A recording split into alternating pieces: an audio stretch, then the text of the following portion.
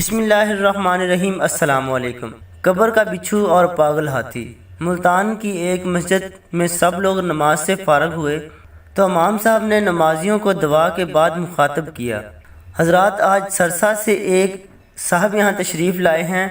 وہ کوئی وضاحت نہیں بلکہ اپنی زندگی کا ایک ناقابل فراموش واقعہ جہاں بھی جاتے ہیں لوگوں کو سنا کر انہیں غفلت سے بیدار کرتے ہیں۔ اپنی سرسی کوشش کرتے ہیں کہ جس میں وہ گزرے ہیں وہ تھوڑا سا وقت نکال کر ان کی بات سن لیں۔ امام صاحب کے لہجے میں کچھ ایسا اثر تھا کہ کوئی بھی اپنی جگہ سے ٹس سے مس نہ ہوا، اور وہ سب لوگ ان کی طرف متوجہ ہو گئے، اور وہ لوگ امام صاحب کی جگہ ممبر پر آ کے کھڑے ہو گئے تھے۔ بظاہر اس شخص میں کوئی ایسی غیر معمولی بات تو نہیں تھی۔ دیہاتی لباس میں ملبوس وہ ایک عام سا انسان تھا۔ اس کا عام سا حلیہ دیکھ کر سب احباب چرغمائیاں کرنے لگے، لیکن جب اس نے بات شروع کی تو مجمع میں سکون سا طاری ہو گیا۔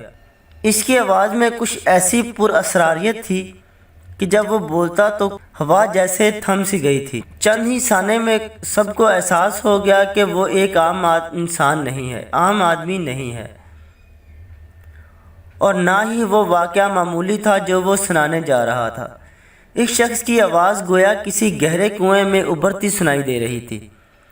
وہ کہہ رہا تھا، ساتھیوں، میں جو واقعہ آپ کو سنانے جا رہا ہوں وہ کوئی من گھڑت قصہ نہیں ہے، مجھ پر بیتنے والا ایک ایک حرف سچا واقعہ ہے۔ 10 سال ہو گئے ہیں زندہ لاش بن کر جی رہا ہوں، اور اس واقعہ کو جہاں جہاں موقع ملتا ہے وہاں دہراتا ہوں۔ شاید کسی کے دل میں میری بات اتر جائے اور وہ دنیا کے دکھاوے والی زندگی سے ہٹ کر اپنی اصل اور حقیقی زندگی آخرت کی ابدی کے بارے میں سوچے، کیونکہ اس نے تا قیامت ابدی نیند سونا ہے۔ اتنا کہہ کے وہ ایک پل کے لیے رکا اور اصل قصہ سنانا شروع کر دیا۔ کہنے لگا، میں ضلع حصار سرسا کا ایک دیہات کا رہائشی ہوں۔ یہ واقعہ اس علاقے میں ایک جنگل میں پیش آیا۔ میں گاؤں والوں کی بھیڑ بکریاں چرایا کرتا تھا، یہ ہمارا آبائی پیشہ ہے۔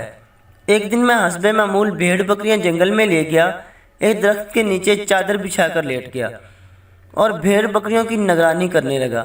ابھی تھوڑی ہی دیر گزری تھی کہ فضا میں کسی ہاتھی کی چنگاڑ گونجی اور بکریاں سہم کر ادھر ادھر بھاگنے لگیں۔ میں غیر معمولی چنگاڑ سن کر برقی سرعت سے اٹھا۔ اس علاقے میں ہاتھی کا کیا کام؟ پھر آواز سے لگتا تھا کہ کوئی جنگلی ہاتھی یا پاگل ہاتھی ہے۔ بھیڑ بکریاں سہم کر ایک خاردار جھاڑی کے عقب میں جمع ہو گئی تھیں۔ گویا قدرتی طور پر ان کا خاردار جھاڑی کے عقب میں جمع ہونا کوئی خاص نہیں تھا، بلکہ وہ اپنی حفاظتی اقدامات کے لیے وہاں جمع ہو گئی تھی۔ آس پاس درخت تو بے شمار تھے، لیکن کوئی اتنا مضبوط نہ تھا کہ ہاتھی کی ٹکر کا شکار ہو سکتا۔ مجھے سمجھ نہیں آ رہا تھا کہ میں کہاں جاؤں، کیا کروں۔ میرا ذہن اسی شیشو بن کا شکار تھا کہ دفتن زمین میں تھر تھراہٹ جیسی زلزلہ سا آ گیا ہو۔ میرے رہے سہے اوسان بھی خطا ہو گئے اور میں ایک انجانی سمیت بھاگنا شروع کر دیا۔ کچھ ہی دور گیا، پیچھے سے ہاتھی کے وارتی قدموں کی آواز اپنے تعاقب میں پایا۔ سمت بدل بدل کر بھاگتا رہا، لیکن بھلا ایک ہاتھی کی رفتار کا مقابلہ کیوں کیا جا سکتا تھا؟ سیاہ عقابیت موت بن کر کسی بھی لمحے میرے سر پر پنچ مار سکتی تھی اور میرا کچمبر نکل سکتا تھا، لیکن شاید قدرت کو کچھ اور ہی منظور تھا۔ اچانک وہ مجھے ایک گنبد نما عمارت ویرانے میں یوں میرے سامنے آ گئی، جیسے زمین میں کہیں آگ لگی ہو۔ بظاہر وہ مندر یا کسی مزار کی عمارت کا گنبد تھا۔ داخلے کے لیے میں ایک چھوٹی سی کھڑکی نما میں کودا جہاں پہ تھوڑی سی جگہ تھی۔ ایک پل میں میرا رخ اس جانب ہو چکا تھا کہ کھڑکی نما جگہ اتنی چھوٹی تھی کہ ہاتھی کوشش کے باوجود بھی اس میں داخل نہ ہو سکتا تھا۔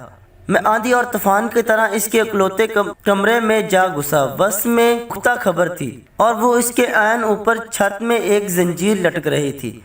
اندر بمشکل اتنی سی جگہ تھی کہ ایک طرف میں گھسیٹ کر کھڑا ہو سکتا۔ قبر پر کھڑا ہونا مجھے گوارا نہیں تھا۔ ہاتھی بھی چند لمحوں میں تاخیر سے میرے سر پر آ پہنچا۔ صد شکر کا مقام تھا کہ وہ گنبد نما عمارت مضبوط پتھر کی تھی، ورنہ ہاتھی ایک ہی ٹکر میں زمین میں مجھے بوس ڈالتا۔ جب کھڑکی سے اندر نہ ہو سکا تو ہاتھی نے اپنی سونڈ اندر داخل کی، مجھے مارنے کی کوشش کرنے لگا۔ اب تو مجھے یقین ہو گیا تھا کہ وہ پاگل ہاتھی میری جان لے کر ہی چھوڑے گا۔ ایک آدھ بار سونڈ کسی ظالم چاہٹ کی طرح میرے وجود سے ٹکرائی اور اندر تک میرا ہلا کے رکھ دیا، اور ایک بار مزید اگر مجھے لگتی تو قریباً میں غش کھا کر گر پڑتا، شاید مر ہی جاتا۔ اگلے ہی لمحے ایک عجیب بات ہوئی اور مجھے اپنی موت کا یقین ہو گیا۔ قبر کے اندر سے ایسی آوازیں آ رہی تھی جیسے کوئی تکلیف سے گلا پھاڑ پھاڑ کر چیخ رہا ہو۔ میں نے عذاب قبر کے کئی واقعات سنے تھے، لیکن اپنے کانوں سے ایسی چیخیں پہلی بار سنی تھی۔ اس سے پہلے کہ میرے اوسان رہ سہے بھی جواب دے جاتے، قبر کے سرہانے ایک شگاف نما مقام سے ایک غیر معمولی جسامت کا سیاہ بچھو نکلا اور دیوار پر ہو کر میری جانب ریگنے لگا۔ جو ہی بچھو کو قبر سے نکلتے دیکھا تو چیخوں چیکار کا موقع بھی ختم ہو گیا۔ کوئی دوسرا انسان میری اس وقت کی کیفیت کا اندازہ نہیں لگا سکتا تھا۔ ایک طرف پاگل ہاتھی، دوسری طرف قبر کے بچھو اور نیچے قبر عذاب سے تڑپتا ہوا نامعلوم وجود۔ خدا جانے میرے قدموں تلے کیا معاملہ چل رہا تھا۔ میری آنکھوں کے سامنے اندھیرا سا چھا گیا، جیسے مجھے کچھ سمجھ ہی نہ آ رہا ہو۔ میں نے دیکھا تو چھت سے لٹکتی ہوئی زنجیر کو تھام کر فضا میں جھول گیا، اپنا وجود اس حد تک سمیٹ لیا کہ نہ تو وہ سونڈ کو اثر کر سکے اور نہ ہی بچھو میری طرف آ سکے۔ سونڈ اور بچھو دونوں کی زد میں دور چلا گیا۔ اب میں قبر کے عین اوپر فضا میں لٹک رہا تھا۔ جیسے ہاتھی کی سونڈ چکر کاٹ کر دیوار سے ٹکرائی، سیاہ بچھو اس کی زد میں آ گیا۔ معلوم نہیں کہ بچھو کا کیا بنا، لیکن اگلے ہی لمحے ہاتھی دم توڑ کر زمین پر گر گیا۔ تھوڑی ہی دیر فضا میں خرخراہٹ سی گونجتی رہی اور پھر سوہر سمت موت کا سکوت سا چھا گیا۔ بچھو کا بھی نام و نشان نہ تھا، شاید وہ سونڈ لگتے ہی گر کر واپس قبر میں جا گھسا اور ہاتھی کے زہر کی تاب نہ لا کر جان سے ہاتھ دھو چکا تھا۔ جب مجھے یقین ہو گیا کہ ہاتھی مر چکا ہے اور اب نہیں اٹھے گا تو زنجیر چھوڑ کر نیچے آیا۔ جو ہی میں نے گر کر کھڑا ہونا چاہا، کھڑکی نما رستے سے باہر نکلنے کی کوشش کی تو مجھے یہ انکشاف ہوا کہ ہاتھی یوں اڑھا ترچھا پڑا تھا کہ مجھے اسے پار کرنے کے لیے اوپر قدم جمانا پڑنے تھے۔ تمام تر خوف کے باوجود میں اس مقام سے دور جانا چاہتا تھا، اس لیے مردہ ہاتھی کے وجود سے دم جما کر گزرنے کے سوا میرے اور پاس کوئی چارہ نہ تھا۔ ہاتھی کا دیو بالکل وجود اس قدر ہیبت ناک تھا کہ اس کی موت کا یقین ہو جانے کے بعد بھی مجھے اس سے خوف آتا تھا اور اس کے اوپر پاؤں رکھنے کی مجھ میں ہمت ہی نہیں ہو رہی تھی۔ چاروں نچار میں نے ہمت مجتمع کر کے اس کے اوپر پاؤں رکھا اور آگے جانے کے لیے دباؤ ڈالا۔ جیسے ہی اس کے اوپر میں نے پاؤں رکھا، میرا پاؤں اس کے وجود میں اتر گیا۔